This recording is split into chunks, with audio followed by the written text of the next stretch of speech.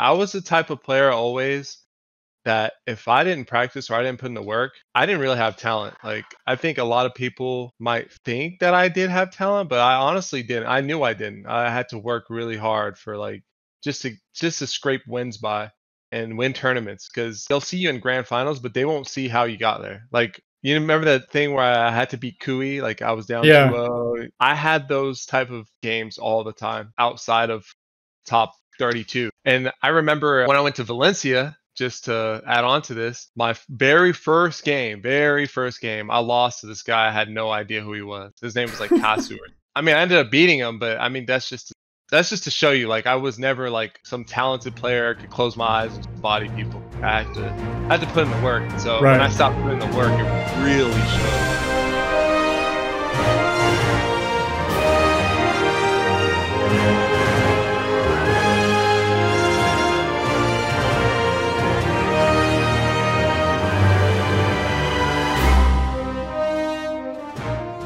Welcome to Brawlhalla Origins. On this show I interview notable members of the Brawlhalla community to talk to them about how they found Brawlhalla and progress to how involved they are with the community today. On today's episode I interviewed noeL. He's a former professional player known for previously being one of the most consistent top 8 finishers and being a land demon with several gold medals won at offline events. Brawlhalla Origins is presented by Brawl Academy. Brawl Academy will provide the most advanced and detailed courses and coaching specifically meant for helping beginner level players get to Diamond. Brawl Academy is currently in a closed private beta and expected to launch to the public in early 2024, but if you want help quickly, replay reviews and coaching are now available. Sign up over at brawlacademy.com for more info. And with that, on with the show. noeL, welcome to Brawlhalla Origins. How are you doing today? I am pretty good. Pretty good. A little hot outside, but other than that, you know, staying alive. I can relate to that. It's always hot in Florida. So the point of this show is I'm talking to current and former sort of like notable players in the community or notable people in the Brawlhalla community to just kind of talk to them about sort of like where they came from and kind of the journey that they went on with Brawlhalla.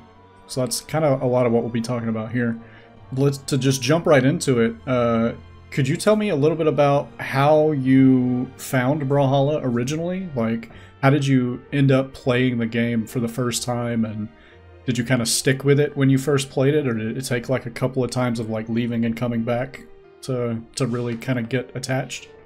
So it first started with my friends finding it on Steam. I wasn't the one that actually found it. Some of my IRL friends found it, and then they told me about it. It was like Smash, and I used to love playing Smash growing up, so I thought I'd give it a try. We played like free for all, whatever. I think this was back in, I want to say the beginning of 2016, maybe like, no. I think it was the end of 2015 actually.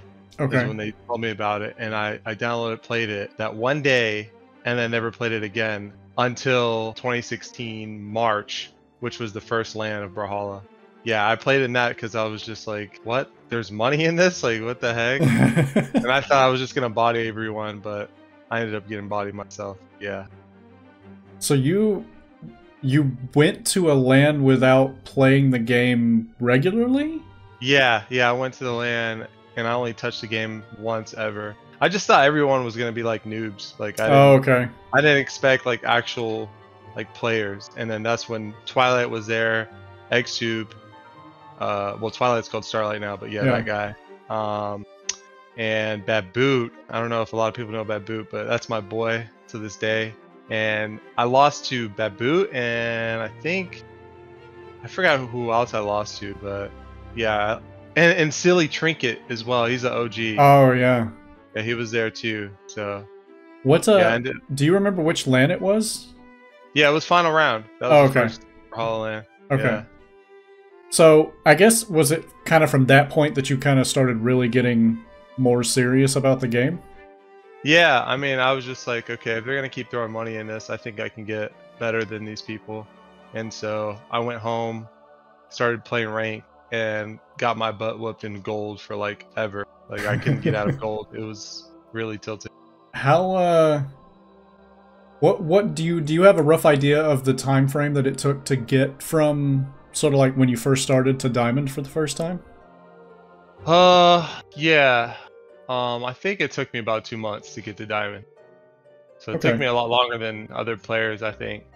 to get there. I mean, when you consider the number of people that have played for like hundreds of hours and either never made it, or took them hundreds of hours to get there. Yeah, 2 months doesn't sound that bad. Yeah, but I'm comparing myself like to the other pros. Sure. A lot of them were just like, yeah, I was diamond as soon as I touched the game. Insane. Yeah, some of them are a little crazy. You got to be kind of pretty well known for your sword gameplay in particular. What is it about sword that kind of got you attached to the weapon? I think because I noticed how good it was in neutral, and I wanted to be like a neutral heavy player. Like I wanted to depend on my neutral to win games and not all the other stuff. So when I saw that, I was just like, okay, if I get really good with this weapon, like it can pretty much carry me to like getting victories or whatnot. Was so back in 2016, I would say, what was the weapon set like then? It was like sword, spear, lance, blasters, katars. Gauntlets weren't even out at that point yet. Bow. Right? Bow? Yeah. Okay. Gauntlets were not out. No. Bow. Can't remember. We said lance already, right? Yeah. So sword was kind of your main weapon. Was it always your main weapon, or did you kind of like play around with other stuff as well? No, I think sword was always my go-to from the beginning to the end of my career, honestly. Okay, and then you kind of swapped in and out between like Asuri and Koji and Hattori, and at times, I think. Yeah. What was what ended up kind of being your favorite alternate weapon from sword? Katars for sure. Yeah. Yeah. So, you spent a lot of time on Koji and Asuri in particular. What's kind of your favorite aspect of the Legends that you ended up playing? I think Koji, just because he looked cool, but Asuri, because Asuri actually felt really good to play.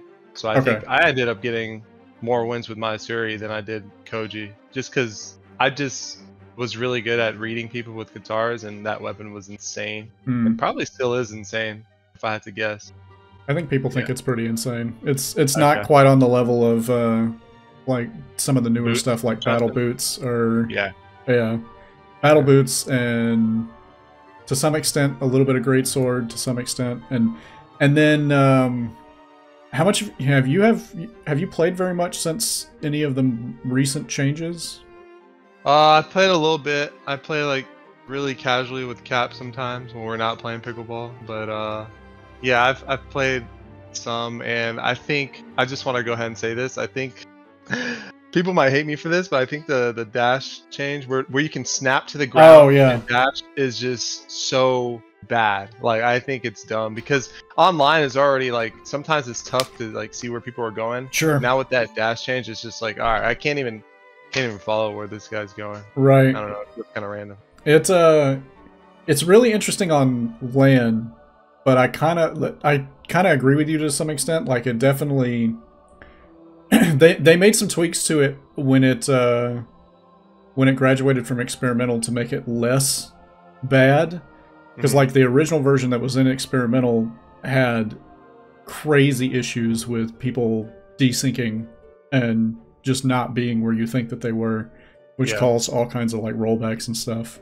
There's still like some teleporting issues because like we're talking about it's effectively like you're about so far off the ground and then in like a frame you snap to the ground and dash away. Like it can be it definitely can be pretty brutal online. Yeah, like I know I'm really bad at the game now, but it's just so like dumb to me. I don't know. But maybe you're right about LAN. Maybe it's a lot better on LAN. Tried it. It's one of those things where like any kind of additional movement tech is just another way to raise the skill ceiling in the game. Is kind of what it boils down to, I think, and that's kind of what they're looking to do at this point because so much of Brawlhalla has gotten, I don't want to say stagnant, but like for a little while the meta got very, very passive, and this gave another tool to people for both engaging and for pressuring that I think has been used to pretty good effect. So. Right. So let's talk a little bit about your sort of competitive journey, because you did a lot of winning for a little while. Yeah. Can you tell me kind of like a little bit of a history of sort of like your come up, so to speak, from you went to your first LAN, you got bodied, you took a couple of months to get to Diamond. From there, like, how long did it take you to get competitive to the point where you were like starting to place even just top 32 at tournaments? Well, to be fair, top 32 back then wasn't really, in my opinion, it's not really that much of an accomplishment. But when the first BCX happened, I was able to get 9th, so I think that was like, oh wow, okay. Yeah, I think that was pretty good. I remember losing to Effie right outside of top 8, and that was like a really hype set. There was like a crowd of people surrounding us. Yeah. And it was just, yeah. So I think after that first tournament that I got bodied, I kind of, it was all up from there, I think. Okay. And then, yeah. And then so 9th at the first BCX, and then from there, going into, that would have been end of 2016, going into 2017, right? I think the first LAN of 2017, was that CEO Dreamland? Yeah, it had to have been. Yeah. Okay, so that would have been where that would have been where we met for the first time. Yeah, it was for sure. And then, do you happen to remember any of your notable placements for 2017? Yeah, I mean, I think Dreamland was me and Boomy in the finals, or was it Boomy multiple? I think I got second. I'm not sure. That's crazy. But definitely Dreamland was it was good. I think I got 5th in 2s, and then 2nd in Dreamland. Do you remember if I got 2nd or I got 3rd? I don't even. I want to say it was pretty high up there. I want to say you podiumed at the very least. Yeah, I'm pretty sure. I just remember playing Boomy, and it was like a hype set. Yeah. I think he won. So after that, what was after? Oh, Combo Breaker, I think, was the same year. Yeah. And that was actually my first win. Was it 20? Yeah, that was my first win, 2017 Combo Breaker. And then I think I also won shot. I didn't know I won so many tournaments in 2017. Yeah, it was a bit of a run. Because I remember Combo Breaker was a little bit memorable for me because I made a last minute decision to go and didn't even book a hotel. Oh my gosh. I was there for 2 days. I showed up Saturday or Friday evening or something, and like left the next day or the next night. So I was there just long enough to play in ones and see the end of the tournament. And I slept in the venue and borrowed somebody's shower. What? Yeah. What? That's insane. I thought I had crazy stories. That's crazy. No, I was able to get a cheap plane ticket, and I was like, oh man, if it's gonna be this cheap, I should just go. And it was like a very like impromptu last minute decision. I flew out, I borrowed somebody's shower the following morning after sleeping in the venue. Because it was a 24-hour venue. People were there the whole night. Right, yeah. So when the Brawlhalla area cleared out and it was like midnight or something, I just lined up some chairs and slept on them. Yo, you're nuts.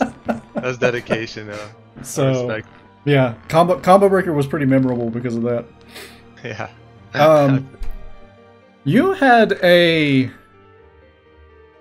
pretty interesting sort of like practice regimen and schedule, and I say that because I was a part of it a lot. Yeah. because you would be. I think it's just a consequence of us being sort of like both adults in the community at the time. When it was like early morning. Yeah, most people would be in school. Most people would be in school, and so it was like me and you and like a handful of other people were always playing against each other, and kind of in those time periods. But kind of bringing things back around to practice, a little bit. Kind of like, what was your mindset going into practicing for the game? Like, what kind of things did you do that you felt were important that that you think made an impact on your ability to be successful as a competitive player? I think the first thing I focused on was just all the boring stuff. So going into training mode, making sure my movement's good, making sure I can dash cancel on platforms, making sure I can do the strings that I usually do, the dodge reads that I do, go through like a flow of all of that. Maybe it takes me like 30 minutes. Sometimes I spend longer trying to lab some stuff, like lab new dodge strings, stuff like that. And but after I'm done with like training mode, I would find people to spar, like people around my skill level, obviously. Yeah, that's pretty much the majority of it. Just training mode, spar, training mode, spar. And then some VOD review here and there. Like I love watching other players play, and that helped a lot. And then I would see myself play sometimes, but not as much as I would watch other people's gameplay. And on top of that, of course, ranked 1v get like, you know, the variety in. But yeah, that was like the majority of it. I would say those, as far as I remember. Okay. And then so you won a lot in 2017. What was 2018 like? I think that was the year where I won every EU LAN. Yeah, that was it. So 2018, I think they had the winter, summer, and spring stuff, right? Yeah. Okay. I remember losing to Wilson in winter, and then placing top 8 in the other ones, but never. I don't think I ever won a seasonal, like an online ever. Okay. But then I won all the EU lands, and then I lost in Montreal to Boomy, got second. And I actually liked that tournament though, because I remember Wrench like kind of rinsed me on the Surrey mirror. And then I came back and I got him back, so nice. I kind of like, you know, I was like the best of Surrey at the time, I could say. So that was cool, even though I lost to Boomy. So yeah, 2018 was definitely, it was probably my best year. I know I made my most money in 2018 because of the EU lands I won. Okay. Yeah, the EU lands were, the EU lands back then were very interesting, because I think the NA representation there was like, what, 4 or 5 people, if that? Yeah, it was less than that usually, maybe like 3 or less. Yeah, like people just weren't able to travel, and then I think Valencia this year we had a lot of NA people. Oh, really? Managed to go, and then they still lost to Godly, which was crazy. Yeah, that's sick. I saw that you won that. Pretty cool. Yeah, 2018 was a good year. Montreal was that first Montreal land was the probably one of my favorite lands. I think was that's when we discovered the. Did you ever get out to that ramen place that we all went to the one time? Nah, I just remember eating poutine. Oh, okay. Yeah, no, yeah. The poutine was crazy too. Yeah, it was so good. Okay, so then 2018 going into 2019, this is where kind of the sort of the change of the guard happens. Like end of 2018 was the end of 2018 was Sandstorm's first Sandstorm. Yeah, that's when Sandstorm started going crazy. Yeah. Into 2019. And then 2019 got wild for a while. Yeah. What's kind of, looking back on 2019, how do you feel about kind of the way things developed then?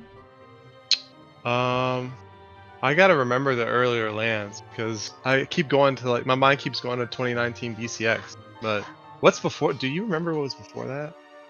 We didn't have like CEO or anything. Oh, we did have CEO Daytona. I think, oh yeah, right? CEO Daytona was June 2019, right?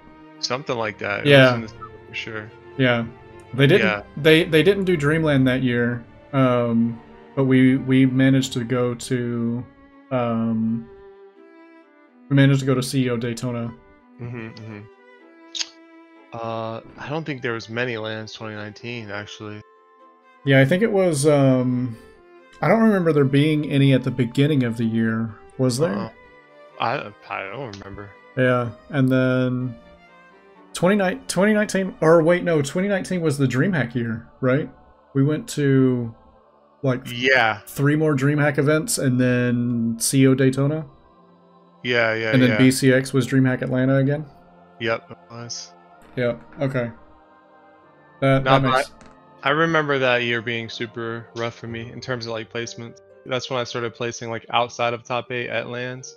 Oh, and okay. then I also believe that's the same year where I went to Paris because they had this thing going on where. Oh, I remember that. You remember that? Yeah. You qualify in the thing if you play with like a controller or something. And me and Daiku decided to just wing it and go. And so we went, played with controller. We made it into like the actual tournament or whatever. And yeah, I did horrible that tournament. I think I got like 13th or something. I don't know. It was awful. Yeah, that was rough. But then that night, oh sorry. I was gonna say not quite as good on controller then. No, well the thing was, you qualified for the tournament with playing controller, but then after you were in the tournament, you got to play your own stuff. So I got to play on keyboard. Yeah. No, I got to play on keyboard. I got my ass whooped on keyboard. Oh dang. Yeah. It was bad. But then I remember that night, Hyson actually helped me out like a ton. Like he gave me so many pointers. We sparred all night. He was actually kind of cracked too. Like I was so surprised how good he was. Yeah. But yeah, we played a lot that night, and I just like took all of that advice he gave me, and I like took that and took that momentum into BCX 2019. So a lot of credit goes to Hyson for BCX 2019 for sure. Nice. Yeah. Nice. Which was a crazy tournament because Kui was supposed to take me out like I think before top 64 or something. Oh wow. I was losing bad, and he was about to 3-stock me, and if he would have got that game, I would have been out. And I reverse 3-stocked him, and then I had to beat him another like 2 games. I think I was down 2-0, and on top of being down 2-0, I was down 2 stocks. I was down 3-3. He had 3 stocks, I had 1, and then I had to reverse 3-stock him into beating him 2 more times. I believe that's how it went. Oh wow. Yeah. That actually. And went all the way to top 3. That actually brings up a good point. You kind of got to be well known for a while because of like just really solid mental. Mm-hmm. I'm not sure if there's been very many other people who could say that they have like reverse 3-0'd or like reverse 3-stocked kind of the number of times that you've been able to, like in actual like critical tournament sets. Right. What's kind of what do you think is your most memorable reversal that you managed to pull off in a tournament? Besides the one I just mentioned, that one was pretty crazy for it being at BCX and all the pressure on me. And then not like placing well the other previous tournaments. Like I was almost ready to just like give up because of my previous placements. And then I don't know, something told me to just not give up. But besides that one, I think, funny enough, I think it was against, I was gonna say Phazon. It wasn't actually. No, it was. Okay. So in my mind, sometimes I'm winning and sometimes I'm losing, right? Like, but on the screen, it could say something else. Like I remember losing to Simple really bad. He was up 2-0 against me in EU, but the whole time in my head I was winning. So I'm not even gonna. Like I knew in my head I was gonna win that set. So the one that impressed myself the most was with, I think, Boomy, and in Sweden. It was DreamHack Summer. Okay. And I don't know if he won. I don't even know if he won a game. No, I think he won the first one. I just always like felt like I was losing that entire set, and I somehow managed to win it. It wasn't like a reverse 3-0 or anything. It just, you know what I mean by like feeling like you're losing the battle and you just happen to like pull out the win. I had to do that 3 times against him. Right. And in 2 different sets, because I sent him to losers. I was in grands, and then I had to do it again. and the whole like both of those sets were just like nail biting sets. Like I had to just grind. I don't know. So that one, I guess it's not really a comeback, but in my head it felt like one. I'll name my actual comeback though. It was against Phazon. I was down 2-0. I think it was like DreamHack Dallas or something. I forget which Texas one it was. I know it was a Texas one, but I was down 2-0 against Phazon, and he's like really good at like downloading. So I felt like he had me downloaded it, and I just like adjusted it back and beat him. So yeah, it'd have to be the one with Phazon or with Boomy. But the one with Boomy is kind of weird because I wasn't really down, like in terms of like, you know, the actual score. Like each individual game felt like you had to come back. Yeah. Each individual game felt like that. Yeah. And then you mentioned the game versus Simple where you were actually down 2-0, but you felt like you were winning the whole time. Yeah. Like what about that set made you feel like you were winning? Because like I had everything, like I had them read like a book the whole time. I just couldn't finish what I like had intended, I guess, and I just made sloppy mistakes. I kind of just gave those 2 games to him in a sense because I was overconfident, and then I kind of just like calmed down. Like if I just play how I'm supposed to, I have all the reads, I know exactly what he wants, I know what he's looking for. I'm gonna press the right buttons, he's gonna lose, and that's what happened. I pressed the right buttons, he lost. Sometimes it's that simple. Yeah. So then COVID happens and we go into like 2020, and that's when a lot of people kind of started to disconnect from the game a bit, and I think that's kind of when you started to as well, because like online play was just, it's not the same as playing on LAN and like being in person and all that stuff. When so as COVID starts to kind of like kick off and Dreamland happens, did you go to Dreamland? I did. I was there. Okay. I was there. Because I know it got canceled, and then it was just a really unfortunate situation. But I guess from that point, I guess, did you plan to play more onlines going through 2020, and at some point you just were like, no, this isn't for me? Or was it after Dreamland that you were like immediately you were starting to kind of phase out, or? No, it took a while. I definitely wanted to keep going, just because I always felt like they were going to come back to LANs. I just didn't know how long that was going to take.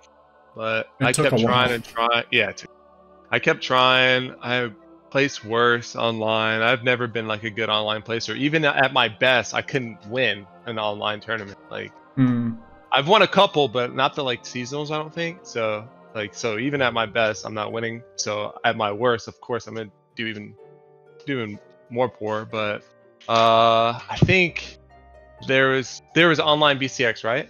Yeah, I played in that. Yep. Didn't practice at all. I think it went 0-2 or something. It was like an invitational thing. Okay. Didn't practice and got bodied.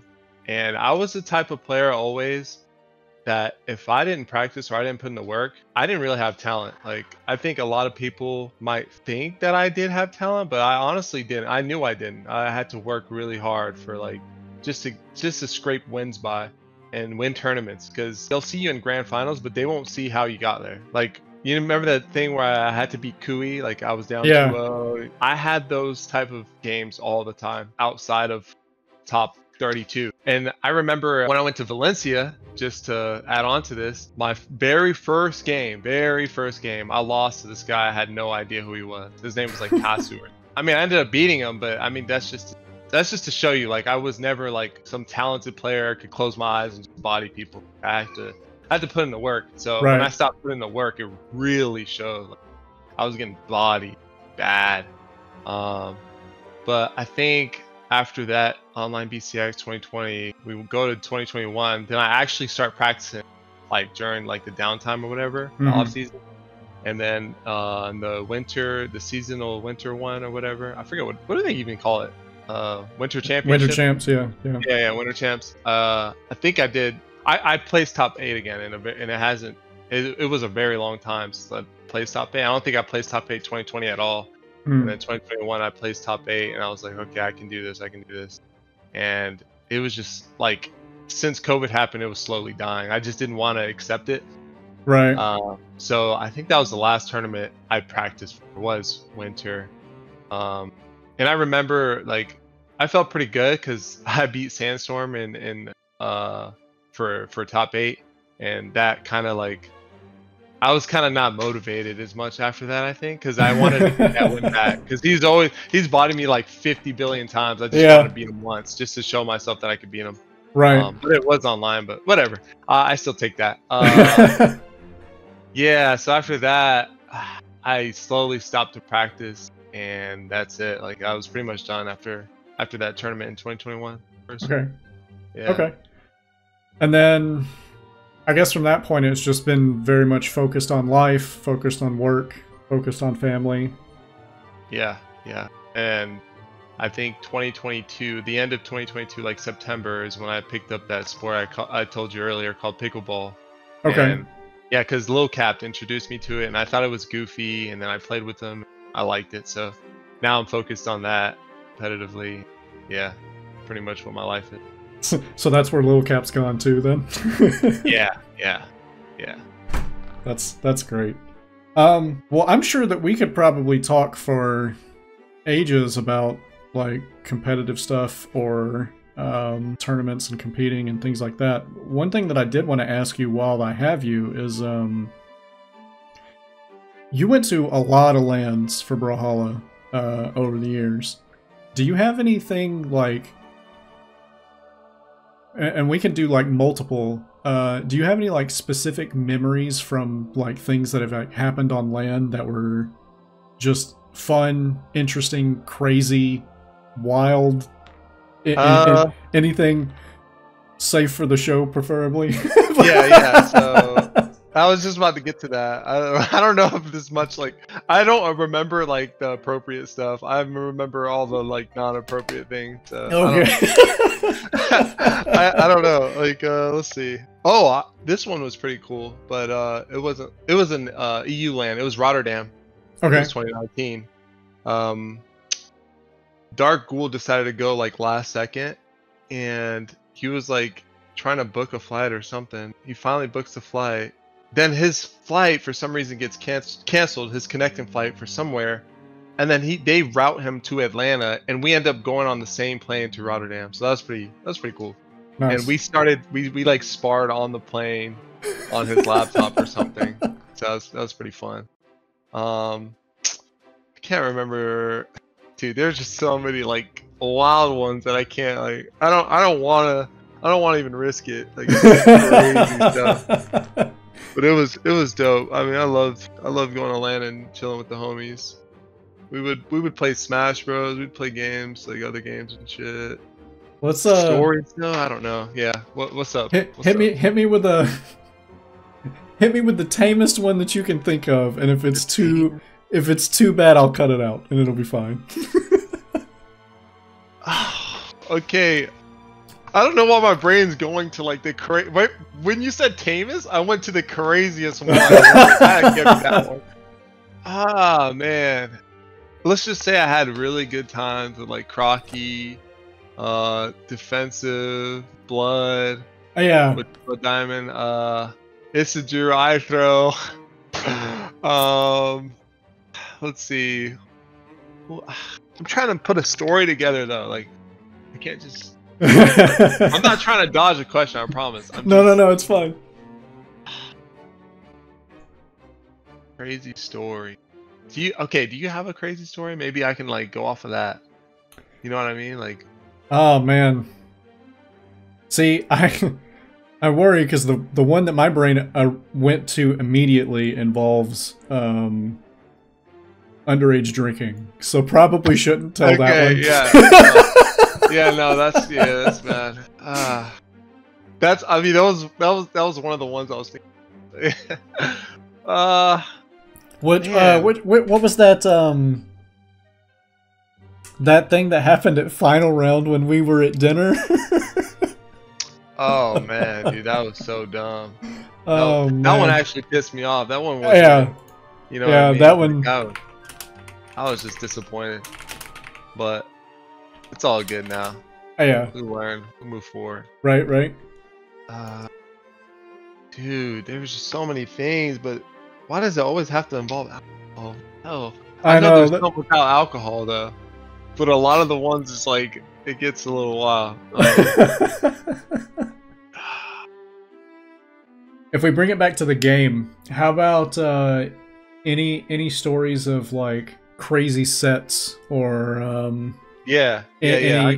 anything like that where like you as a spectator for the ones that you didn't win, or even for the ones that you did win, were there any like really memorable like games that happened that you would be like, hey, if you've never seen this, you should go and watch it? Oh well, it's not. It's some of them aren't watchable because it was off stream, but Oh, okay. Well, I mean, even the ones that aren't watchable.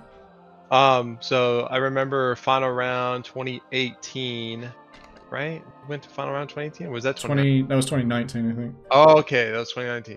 Yeah, it was. Because that was when Sandstorm.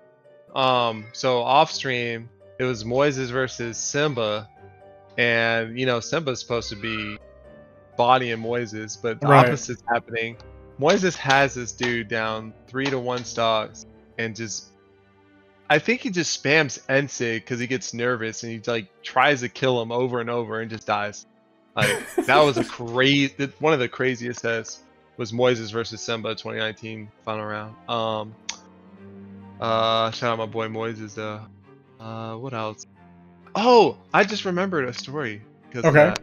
Okay, so this story's kind of lame. Well, I'll say it anyways. I was going up to Moises' place because I was gonna take a flight from there to I don't even know where, maybe EU or something. Oh, we were gonna drive, me, Isidru, and Moises? We were gonna drive to Canada for, I think that was Montreal, and we got pulled over, and I think the guy asked us what we're doing, and we're like, we're just like, we're gonna play Brawlhalla, and then Moises gave him the craziest look, dude. Like, it was gonna get bad. Like he had his hand on his gun, and I mean I know they're supposed to have that. They're supposed to have the hand on the gun, but it was like just like Moises in the back, like it was kind of crazy. What else happened? Something happened on the way there, but I don't even. Did you guys have like a problems with like getting across the border or? No, but we were just like trolling, like what if they find something? Oh yeah. Nah, there was nothing really. Yeah, that story was lame. I don't even know. Dude, I can't think of any story that's actually interesting besides the ones that get a bit too crazy. Honestly, I don't know. What were we talking about just? Before that we were talking about interesting sets or crazy sets. Oh that, yeah. That happened over the years. Versus Wrenched and BCX 2019. That was insane. Oh yeah, that one happened off stream. That was like the last thing that was happening at the end of the day. Yeah, yeah, and Knees pulled it out. I remember. Knees won that, right? Yeah, I think Knees won. I don't remember who won. All I remember is that at some point or another, Daiku was on your back watching this set. Yeah. Dude, that was fun times. Yeah. There's another hype set. Oh, I mean, one of the players gets kind of destroyed, but I'm gonna say it anyways because the one that destroyed him is my boy Blood Diamond. But a Blood Diamond versus Phazon. What was that? 2018 or 2017? No, 2017. That was 2017. That was when Phazon was first like getting really good. Yeah. Props to him for making top 8. I didn't even make top 8 that tournament, which is crazy. But, which tournament was that? 2017 BCX. I got like 13. Okay. Yeah, I got bodied by Daiku and Wrenched. Yeah. Mm-hmm.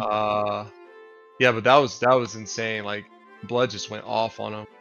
I can't even name any Sandstorm ones because Sandstorm just wrecked people, dude. Like, yeah. At Sandstorm's peak, he was just like so much like so far ahead of everyone else that he just made it look easy. Yeah, I think isn't he doing good now? I think yeah, he's been practicing again this year, and he's won 2 seasonals, I think. Mm. And he got 3rd place at the Summer Royale. So he'll be back at the Royale again in a couple of weeks, going up against Godly and Kaina and the rest of the people that qualified. Like, those are kind of the top 3 in my mind right now, is Sandstorm, Godly, Kaina. Okay. Interesting. How's Luna doing? Is he still... Luna was doing really well, and then he had some issues with his wrists, so like some tendonitis type stuff, and it ended up impacting his ability to practice and stuff. Damn. He's still doing well, but I'm hoping he doesn't like do any kind of like long-term damage to his hands by playing too much, because that would be real unfortunate. Because Koslix has kind of been going through the same thing recently too. Oh, interesting. So, yeah, take care of your wrists, everybody. Like, it's really important. Did you ever have any kind of like physical problems? Physical problems or like repetitive stress injury type stuff when you were playing? Not really. I mean, a lot of the times I was just taking care of myself really well. I ate the right foods, exercised a lot, all to just like have my mental pretty clear. Yeah, I feel like that stuff really helps your mental, just by being in shape and eating the right stuff. You were kind of the you were kind of like one of the first people in the community that got kind of recognized for being in really good shape a lot of the time. Is that something that you've had continued to maintain? Are you still... Oh, for sure. I mean, now that I'm playing a sport, it's like I've probably hit my peak. Like, I've never been more athletic than I am now. Nice. But yeah, for video games, I know like people just like kind of like whatever, and honestly, it might not help you that much, but once you're at the top, any little help goes a long way. Oh, and yeah. I knew for me, not being like a talented player or anything, I had to take advantage of every small thing: training mode, sparring the right people, being in healthy or good shape or whatever. Just any small thing I could take advantage of. I had to take advantage of, to make up for the missing talent. But yeah, go ahead. My bad. No, I think that's really good advice, because I had been doing some fitness stuff a little bit over the past couple of years, and like even just a little bit that I have done has made a difference in like everything, like from just the way that I feel to how effectively I can play the game. Like it's crazy how much impact that actually does make, like once you really kind of commit to it and are doing it. Right, yeah. And change your life. And Brawlhalla, it's funny because Brawlhalla has actually been going through this like sort of phase where more members of the community are getting fit and going to like the gym and kind of getting in shape. So I'm hoping that that's a trend that continues, because it's just helpful in general overall for all aspects of your life, I think. Yep. Do you have any we had talked a little bit earlier. You are planning to go to BCX this year? I am. I might not be able to make it because I'm thinking about entering a pickleball tournament on that same like Saturday, I think. Okay. But I mean, I'm gonna try for sure. I'm gonna try to see some familiar faces. Do you have any thoughts about potentially returning to the game in some capacity? As far as competing, not really, but I was thinking recently about coaching. If I see I have the time to do it, but that time's been pretty like crunched up. Yeah. So I'm not sure. Like, it's just like pickleball, work, family, sleep, pickleball. Yeah, I mean, if you're going competitive in pickleball, I imagine that's probably taken up a pretty significant amount of time. It has, yeah. But I would love to, like, I've always wanted to just like kind of be a coach for like a top player or something. And so see like how well they could perform. So you're thinking more a dedicated coach to a specific person type deal? Yeah, I think that would help a lot more than what people think. Yeah, like, I think that could actually change like the outcome of a tournament. To be honest, if both players are like super close skill level, I think just having that coach, to having those eyes like outside of your perspective, can help a lot. Yeah. What What kind of things do you think that like a dedicated coach could do for a player? Okay, I got a question because Sure. I've been keeping up with this.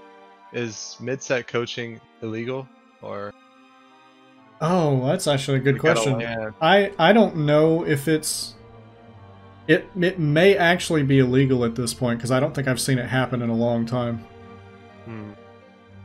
Yeah, because I was gonna say, I mean, in between a match or in between a set, you could give someone pointers. But even then, if you can't, you could always tell them something afterwards. But I think it loses it. Having a coach will lose a lot of value if you can't do coaching. Oh, okay. Yeah. But that's the main thing I think it would be helpful for is just mid-set coaching. But I don't know if that's a thing or not anymore. I actually don't know what the current ruling on that is. I haven't seen anybody try to do it in a while. So it may just be outright not allowed these days. Yeah. I remember when that was pretty controversial for a little while because there would be a lot of it happening at lands before. Yeah. And sometimes it was just sometimes it was a little silly and it wasted time, I think. And then there were some people that actually had like good, because I remember when Boomy had part of the Creed for a while. Yeah. Doing coaching for him. I don't know. I haven't asked Boomy how effective he thinks that was. But I feel like it probably made some amount of difference. Yeah, possibly. I would just be concerned about like, I think whoever the coach is needs to have a high level understanding of like the competitive, like what, like you're the, what am I trying to say? Like you have to almost be a competitive player yourself, I think, to see certain things. So you can actually like get the message out to your player, and you're not just saying like whatever. Especially kind of like in the moment. So like if you were to do mid-set coaching, like I feel like it's harder if you don't have that understanding to see things in the moment, to be able to communicate them. Yeah, agreed. I think it's a little different if you're doing like VOD review and stuff for a player. Right.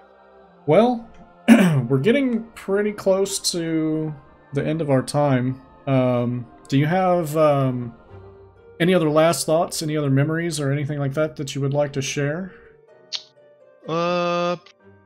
Yeah, non-appropriate one. No.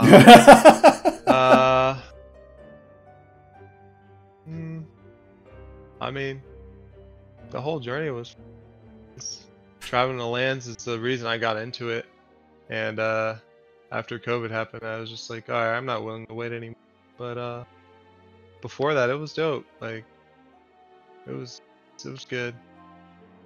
Yeah, a big part of why I wanted to do this show was for a lot of the people that don't remember or weren't here for some of Brawlhalla's history, or for some of these notable players that have been around. I feel like that there should be some amount of like preservation of like who these people were, kind of in the community, and having an opportunity to talk to them before they just disappear.